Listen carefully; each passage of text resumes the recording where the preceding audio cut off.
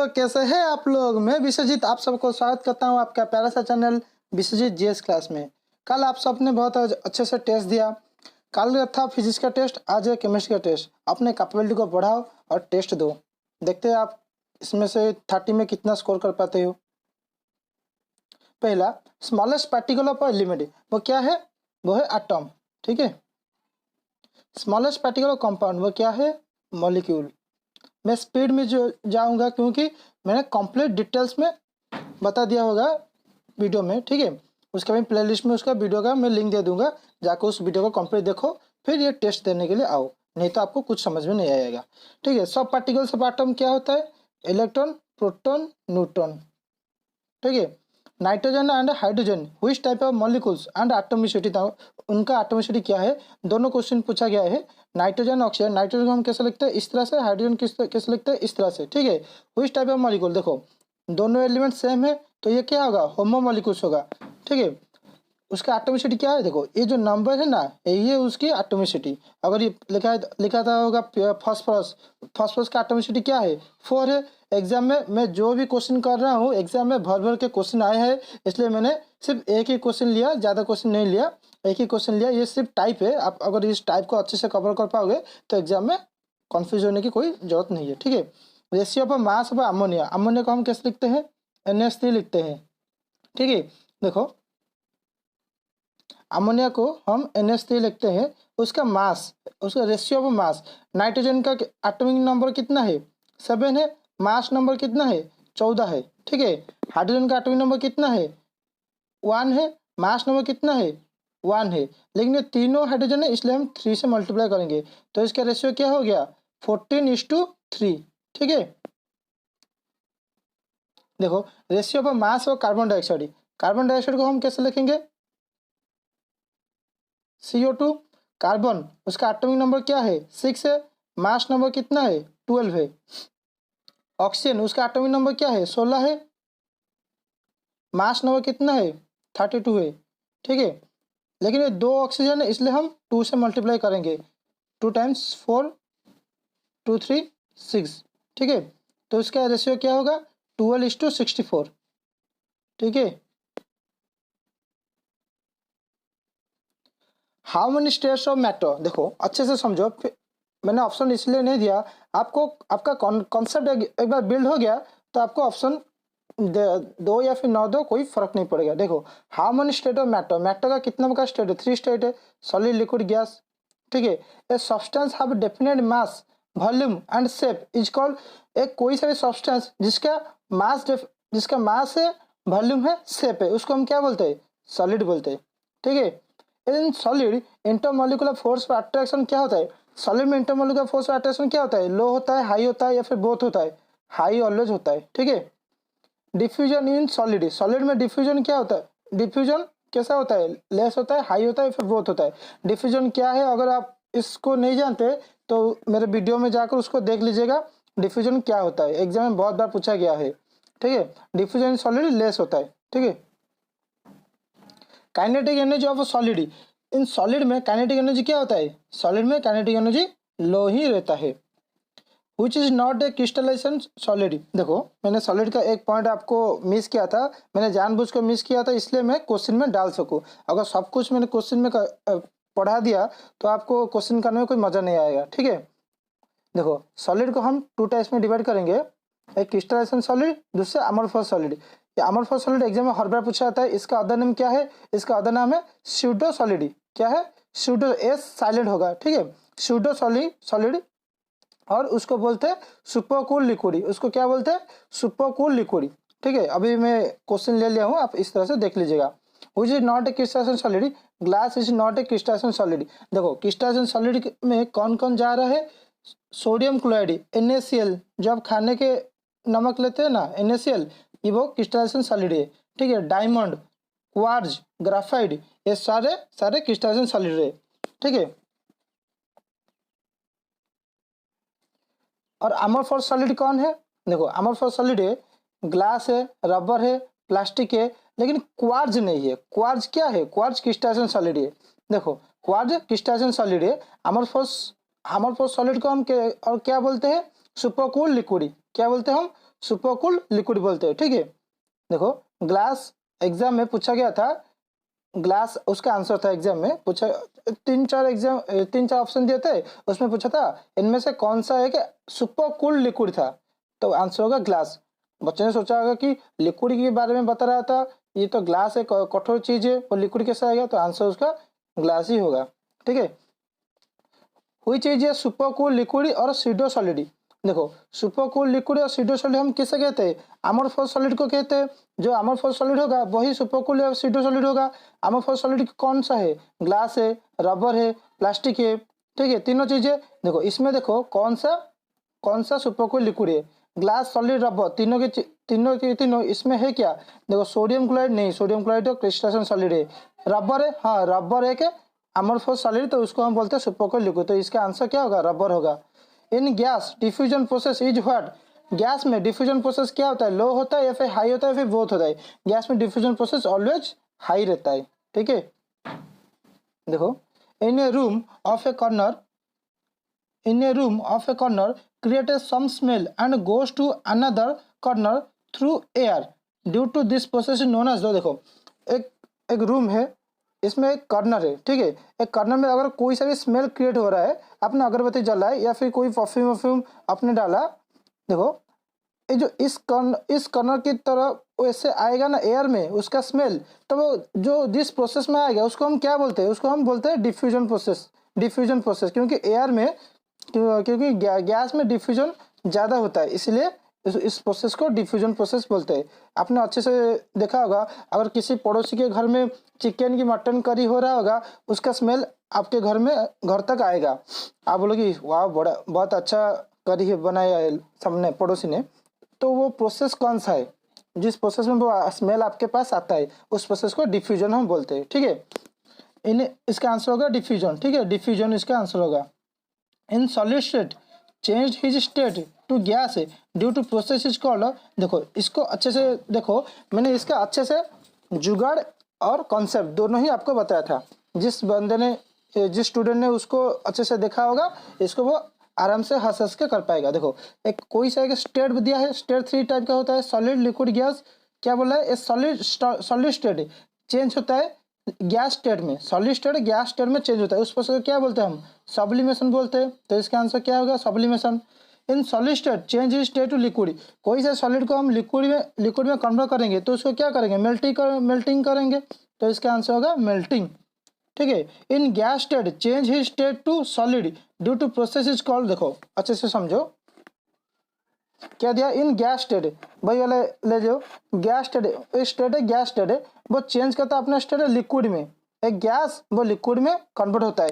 वो कैसे कन्वर्ट होता है, उसका इंटरमोलिक्यूल्स इस तरह से होता है, ठीक है, लिक्विड में इस तरह से कोई थोड़ा बॉन्ड करता है, तो वो इंटरमोलिक्यूल्स इस तरह से डिपोजिट होंगे तभी वो बॉन्ड क्रिएट कर पाएगा, नहीं तो नहीं कर पाएगा, ठीक है। इसका आंसर होगा क्या, डिपोजिशन, ठीक है। मैंने आपको अच्छे से बता दिया है, और इस वीडियो को जाकर अच्छे से देख लो तो आपका कॉन्सेप्ट एकदम क्लियर हो जाएगा, ये मेरी गारंटी। अगर आप उस वीडियो को देखकर भी नहीं कर पाते तो मैं आज से पढ़ाना छोड़ दूंगा, ठीक है।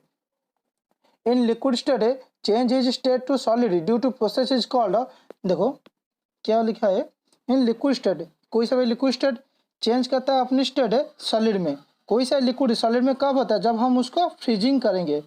कोई सा लिक्विड सॉलिड आइस होता है, तो हम आइस कैसे होगा, तो हम उसको फ्रीजिंग करेंगे तभी तो वो आइस होगा ना, ठीक है। इसका आंसर क्या होगा, फ्रीजिंग होगा, ठीक है।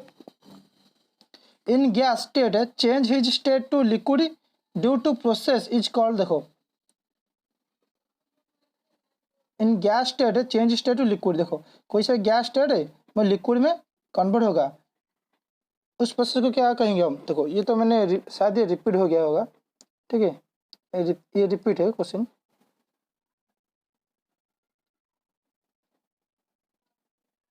ये रिपीट है, इसका आंसर डिपोजिशन होगा, ठीक है। तो कोई सा गैस है वो लिक्विड में कन्वर्ट होता है, उस प्रोसेस को हम डिफ्यूजन बोलते, उस प्रोसेस को हम डिपोजिशन बोलते हैं, डिपोजिशन और कंडेंसेशन बोलते हैं, ठीक है। ये रिपीट क्वेश्चन है, in what changes pressure and temperature if solid state changes to liquid and liquid state changes to gas. देखो ये बहुत अच्छा सा कॉन्सेप्ट है, एग्जाम में इसमें भर के क्वेश्चन आता है, इसको अच्छे से समझ लीजिएगा। देखो प्रेशर एंड टेम्परेचर में क्या चेंज होता है जब भी कोई सॉलिड स्टेट है लिक्विड में कन्वर्ट होता है, और कोई सा लिक्विड स्टेट है गैस में कन्वर्ट होता है। देखो मैंने अच्छे से बताया, सॉलिड से लिक्विड होने तक हम क्या करेंगे, टेम्परेचर देंगे। अगर टेम्परेचर इंक्रीज हो रहा है तो उसका प्रेशर डिक्रीज होगा। क्यों प्रेशर डिक्रीज, देखो टेम्परेचर इंक्रीज होने पर प्रेशर क्यों डिक्रीज होता है, मैंने अच्छे से एक वीडियो में बता दिया, जाकर उसको देख लीजिएगा, मैं उसका लिंक प्लेलिस्ट में दे दूंगा। ठीक है, इसका क्या होगा, टेम्परेचर इंक्रीजेस प्रेशर डिक्रीजेस, जब भी सॉलिड से लिक्विड, लिक्विड से गैस तक जाएगा। ठीक है, in what changes pressure and temperature if gas state changes to liquid and liquid state changes to solid. उसका अगर रिवर्स हो गया, रिवर्स का अगर कोई गैस स्टेट है लिक्विड में कन्वर्ट होगा, या और लिक्विड स्टेट है गैस सॉलिड में कन्वर्ट होगा उस दौरान, तो उसका प्रेशर टेम्परेचर में क्या होगा, देखो प्रेशर इधर इंक्रीज होगा, टेम्परेचर डिक्रीज होगा। आप जाकर उस वीडियो को देख लीजिए। ये सिर्फ रिवीजन पर्पस के लिए मैंने ये वीडियो बनाया है, एमसीक्यू का, जो एग्जाम में पूछा गया है उसको ढूंढ के क्वेश्चन मैंने किया है। ठीक है, how many element present in nature 118।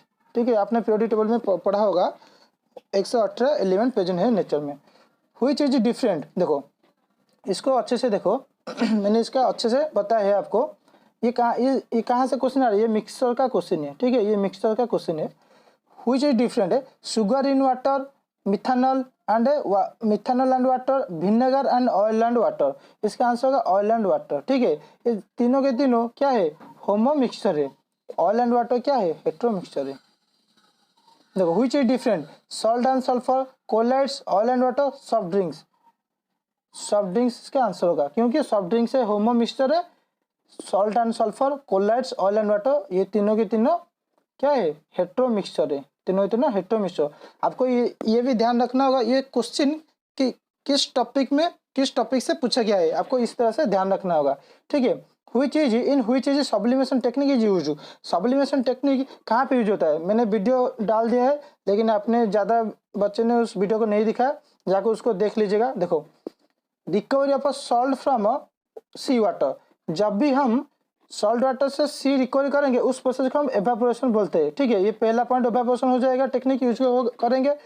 दूसरा urine test and blood test, ये दोनों सेडिमेंटेशन प्रोसेस से होता है। ठीक है, तीसरा separating mixture of oil and water, ये उसको हम बोलते हैं सेपरेटिंग फनल से हम करते हैं। बच्चे क्या, आयोडीन, मैंने अच्छे से आपको रिमार्क करके बताया था सब्लिमेशन का एग्जाम्पल कहाँ पे वो यूज होता है। इसका आंसर होगा आयोडीन। ठीक है, इसका आंसर क्या होगा, इसका आंसर होगा आयोडीन। ठीक है, who gave the law of conservation mass, ये क्वेश्चन तो देखकर आपके दिमाग में खुशी आ जाएगा। देखो क्योंकि मैंने बताया था अच्छा से, ठीक है, लॉ ऑफ कंजर्वेशन मास को जब कंजर्व करेगा वो लाभ में रहेगा, इसका मतलब एंटोनी लावेजर। ठीक है, पहला का आंसर क्या होगा, Antoine Lavoisier. Who gave the law of definite proportion, देखो डेफिनेट प्रोपोर्शन आपका ट्रिक क्या था, डीजे जोसेफ प्राउस्ट। ठीक है, इसका आंसर क्या होगा, Joseph Proust. Who give the law of multiple proportion, देखो मल्टीपल हो रहा है, कैसे मल्टीपल हो रहा है, टर्न के हिसाब से मल्टीपल हो रहा है, जॉन डाल्टन। ठीक है, इसका आंसर क्या होगा, John Dalton. Number Avogadro number denoted by, देखो अवोगाड्रो नंबर को हम हमेशा कैपिटल एन कैपिटल ए से डिनोट करते हैं, इस तरह से डिनोट करते हैं, एंड कैपिटल एन नॉट या फिर जीरो से डिनोट करते हैं। ठीक है, दोनों टाइप से हम अवोगाड्रो नंबर डिनोट करते हैं। समझ में आ गया, एन उसके नीचे ए होगा, कैपिटल ए। इस तरह से हम नहीं लिख सकते, अगर इस तरह से लिखेंगे तो वो गलत हो जाएगा। ठीक है, इसको याद रखिएगा, आरबीजे में पूछा गया था ये क्वेश्चन। मैं जो भी क्वेश्चन करा रहा हूँ आपको एक सिलेक्टेड क्वेश्चन है, एग्जाम में पूछा गया है, इसलिए मैं करा रहा हूँ। ठीक है, 1 मोल हाउ मेनी एटम्स, आपको तो इसका आंसर पता होगा, 6.022 मल्टीप्लिकेशन 10⁻, ये +23 एटम्स है। ठीक है, ये +23, ठीक है, 6.022 10⁻23 एटम्स।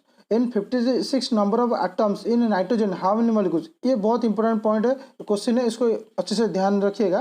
देखो सिर्फ वो कह रहा है कि 56 नंबर का नाइट्रोजन है, लेकिन पहले हमको पता चलना होगा कि नाइट्रोजन का मास नंबर कितना है। देखो नाइट्रोजन का एटॉमिक नंबर क्या है, 7 है, उसका मास नंबर क्या होगा, 14 होगा। ठीक है, कितना नाइट्रोजन, 2 नाइट्रोजन, तो 14 मल्टीप्लिकेशन 2 कितना होगा, 28। देखो इधर कितना नाइट्रोजन है, 56, तो 56 से हम जब 28 डिवाइड करेंगे तो कितना बार में जाएगा, 2 होगा, तो इसका 2 मॉलिक्यूल्स आंसर होगा। ठीक है, देखो एक क्वेश्चन को, इस टाइप का क्वेश्चन हर एग्जाम में हर बार पूछा गया है, रेलवे हो, रेलवे का एनटीपीसी हो या फिर एएलपी हो या फिर ग्रुप डी हो। ठीक है, इस क्वेश्चन को आप अच्छी तरह से, मैं फिर एक बार बता रहा हूँ, आप अच्छी तरह से समझिएगा, क्योंकि मैं ज़्यादा क्वेश्चन नहीं करूँगा, सिर्फ टाइप वाइज कराऊंगा। आप कितने बार प्रैक्टिस कर सकते हो आपके ऊपर डिपेंड है। ठीक है, देखो 56 नंबर पे एटम्स हुए, कितना एटम्स है? 56 नंबर ऑफ एटम्स और नाइट्रोजन, नाइट्रोजन का 56 नंबर है। ठीक है, वो कितना मॉलिक्यूल्स है? मॉलिक्यूल्स हम जानने के लिए क्या करेंगे? जब हमारा मास नंबर कितना हो गया, जब हमारा मास नंबर 20 है, जब मैं पीरियोडिक टेबल पढ़ाऊंगा तो आपको अच्छे से पता हो गया होगा कि मास नंबर क्या है, एटॉमिक नंबर क्या है। ठीक है, उससे पहले भी मैं आपको बता दूंगा। ठीक है, 3 नंबर का चैप्टर में आपको बता दूंगा कि मास नंबर क्या है, एटॉमिक नंबर क्या है। देखो नाइट्रोजन को हम इस तरह से लिखेंगे, पहले मैं ये इरेज कर देता हूँ। नाइट्रोजन को हम इस तरह से लिखेंगे, नाइट्रोजन का एटॉमिक नंबर क्या है? 7 है। ठीक है, उसका मास नंबर क्या होगा? मास नंबर का 2 से मल्टीप्लाई कीजिएगा तो 14 हो जाएगा। ठीक है, ज़्यादातर जो देखो ज़्यादातर हम इस तरह से लेते हैं, 14 है। ठीक है, 14 को हम नाइट्रोजन में 2 है, देखो 2 नाइट्रोजन है, ये N और N 2 है, तो ये N का क्या है? 14 एटॉमिक नंबर है, ये N का भी 14 एटॉमिक नंबर है। तो इसको हम इससे ऐड करेंगे या फिर 2 से मल्टीप्लाई करेंगे, एक ही बात है। ये कितना होगा? 28 होगा। ठीक है, 28 एटम से, लेकिन वो पूछा गया क्या? 56। अगर 56 एटम से आप 28 एटम डिवाइड करेंगे तो कितने बार जाएगा? 2 बार जाएगा। तो ये है मॉलिक्यूल, इससे मॉलिक्यूल निकलते हैं। ठीक है, अगर आपको समझ में नहीं आ गया होगा तो आप इस वीडियो को रिवाइंड करके फिर से देख लीजिएगा। ठीक है,